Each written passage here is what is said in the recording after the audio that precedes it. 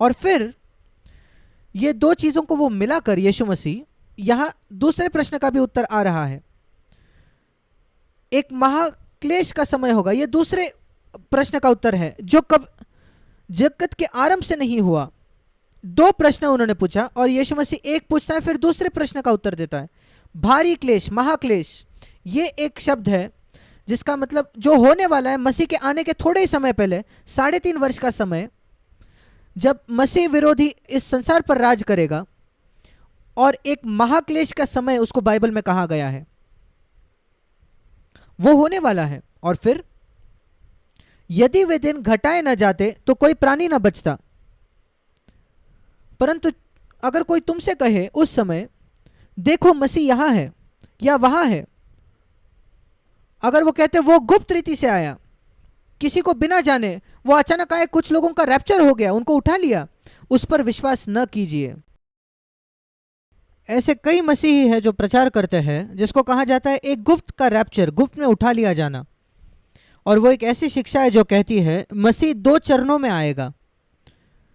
एक तो वो गुप्त रीति से आएगा बादलों पर और लोगों को उठा लेगा, मतलब अचानक लोग गायब हो जाएंगे उनके घरों से, गाड़ी चलाने वाले ड्राइवर गायब हो जाएंगे और प्लेन चलाने वाले ड्राइवर गायब हो जाएंगे अगर वो मसीह है तो, और सब वो उठा लिए जाएंगे अचानक, और बाकी लोग पीछे रह जाएंगे इस महाक्लेश का सामना करने के लिए। इसका मतलब ये होता है कि मनुष्यों के द्वारा जो महाक्लेश है वो परमेश्वर के द्वारा दंड है नहीं। इसलिए आपको ये अंतर करने की जरूरत है, परमेश्वर का क्रोध और मनुष्यों के द्वारा क्लेश। महाक्लेश जो है वो मनुष्यों के द्वारा है। ऐसे आपदा आती है, विपत्ति आती है, इन पूरे इतिहास में विपत्ति हुई है और विपत्ति के दौरान मसीह लोग भी दुख उठाते हैं। उदाहरण के तौर पर जब बाढ़ आती है मसीह लोग भी उन क्षेत्र में पीड़ा उठाते हैं। जब भूकंप होता है वहां मसीह भी है जो दुख उठाते हैं। जब कभी विपत्ति हुई है इन 2000 वर्षों में, वहां मसीह जहां होते हैं वो भी दुख उठाते हैं। अगर जुकाम है तो मसीहों को भी होता है। और इसलिए हमें अंतर करना है उसके बीच में और परमेश्वर का क्रोध। मसीह लोग कभी परमेश्वर के क्रोध का सामना नहीं करेंगे, वो स्पष्ट है। और महाक्लेश ये परमेश्वर का क्रोध नहीं है। फिर लिखा है जब लोग कहेंगे, जैसे मैंने कहा मसीह गुप्त रीति से आएगा 7 वर्षों पहले, युग की समाप्ति के पहले, उसके आखिरी दूसरे आगमन के पहले, और मसीहों को उठाएगा। और मैं इसके बारे में आपको बताना चाहता हूं क्योंकि ये बहुत लोकप्रिय शिक्षा है, बिल्कुल बाइबल में नहीं पाई जाती। मैं आपको बताना चाहता हूं बाइबल में ऐसा एक भी वचन नहीं है, एक भी वचन नहीं पूरे बाइबल में जहां लिखा है कि मसीह गुप्त रीति से आएगा। पर फिर भी लोग हैं जो इस पर विश्वास करते हैं। और अगर आप इसका इतिहास जानना चाहते हो, मैंने उसका रिसर्च किया है। 175 वर्षों पहले एक जवान स्त्री थी इंग्लैंड में, 2 जवान स्त्रियां, वो उनके किशोरावस्था में टीनेज में थे। वो कहते थे उनको कोई आत्मा प्राप्त हुई और वो कहने लगे सारी बातें। वो पहले लोग थे जो कहने लगे ये गुप्त में रैप्चर, गुप्त में उठा लिया जाना। प्रेरितों के समय से 1830 वर्ष तक कोई इसका प्रचार नहीं करता था। मार्टिन लूथर नहीं, जॉन वेस्ली नहीं, कोई भी नहीं। पर ये स्त्रियां उसका प्रचार करने लगे और कुछ लोग उस पर विश्वास करने लगे, उसको सुनने लगे। और वहां कुछ प्रचारक थे जो उसको बढ़ावा देने लगे बाकी चीजों के साथ। और फिर जो ब्रदर इन लोगों के जो अगुवे थे, वहां जेन डार्बी नामक एक व्यक्ति थे, उसने उनको उस शिक्षा को उठाया और उसको बढ़ावा दिया। और फिर वो ऐसा हो गया जो पूरे तरह फैल गया इस संसार में और पूरे संसार में फैलने लगा कुछ समय के बाद।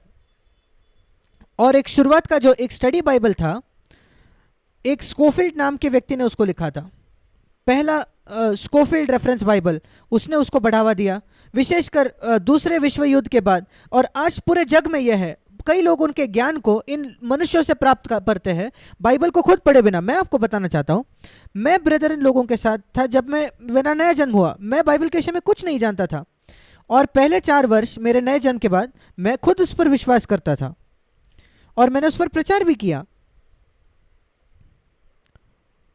पर मैं छोटा बच्चा था तब।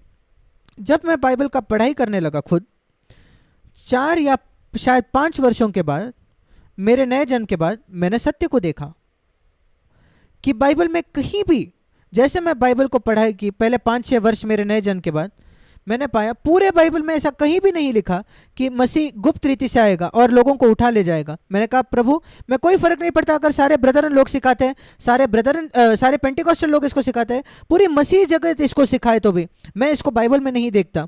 ऐसे मैंने बाइबल में कई चीज़ों को पाया है जिसके विषय में बहुत कम लोग प्रचार करते हैं, क्योंकि वो बाइबल में है, उसी ने तो मेरा जीवन बदला। और मैं आपको भी कहना चाहता हूँ, सिर्फ इस पर विश्वास नहीं रखें लोग क्या कहते हैं, वचन को देखें। अगर कोई कहता है कोई गुप्त रैप्चर है, उसको पूछे कहाँ लिखा है, मुझे वो वचन दिखाइए। मैंने सुना एक मनुष्य के बारे में अमेरिका में, उसने $10,000 का चेक बताया किसी व्यक्ति को भी, अगर कोई एक वचन उसको दिखाए। उसने एडवर्टाइजमेंट दी टीवी में, इंटरनेट में, कोई भी आया नहीं वो लेने के लिए, क्योंकि ऐसा वचन ही नहीं है बाइबल में। फिर वो कहता है 24 वचन में, झूठे मसीही, झूठे भविष्यद्वक्ता, ऐसे मसीह भारत के भी तांत्रिक है, बाबा लोग हैं जो कहते हैं वो मसीहा है, झूठे भविष्यद्वक्ता उठ खड़े होंगे और बड़े चिन्ह दिखाएंगे, अद्भुत काम दिखाएंगे।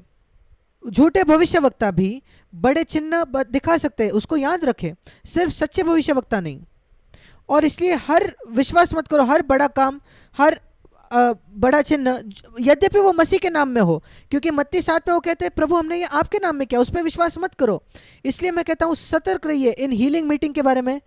और इन सारे लोग जो ये दिखाते हैं कि उन्होंने बड़ा चिन्ह किया है, हीलिंग किया है स्टेज पर, वो सम्मोहन है, वो जादूगर लोगों के जैसे है। अगर आपने कोई जादू का शो देखा है, मैजिक शो टीवी पर, इंटरनेट पर, आप सचमुच अचंभित हो जाते हो वो कैसे इसको कर रहे हैं।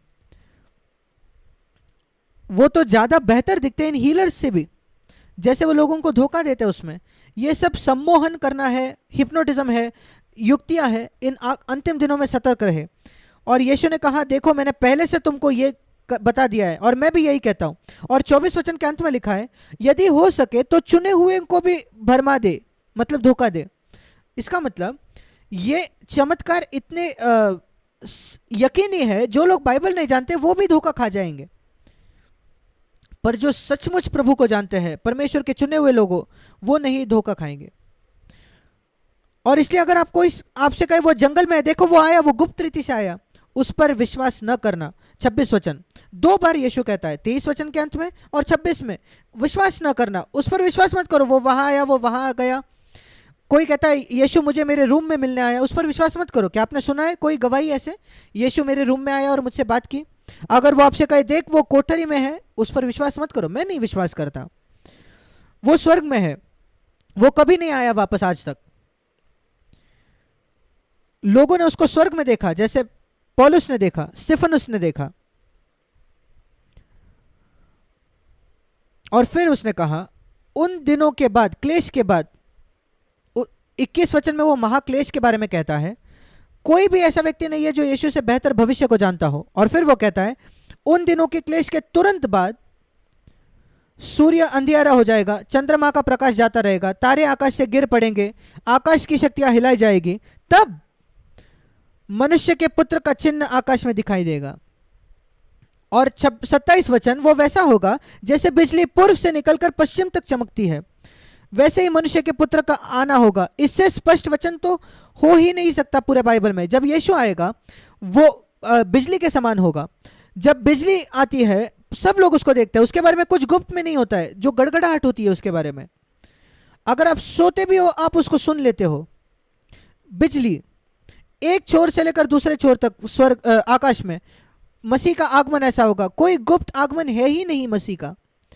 वो आएगा 30 वचन 29 वचन में, क्लेश के तुरंत बाद वो स्वर्ग में आएगा और पृथ्वी के सब कुलों के लोग छाती पीटेंगे। वो सामर्थ और ऐश्वर्य के साथ आकाश के बादलों पर आएगा, स्वर्गदूतों के साथ, तुरी के बड़े शब्द के साथ, और वो अपने बच्चों को इकट्ठा करेगा इस पृथ्वी के चारों छोरों से और उसको उनको ऊपर ले जाएगा।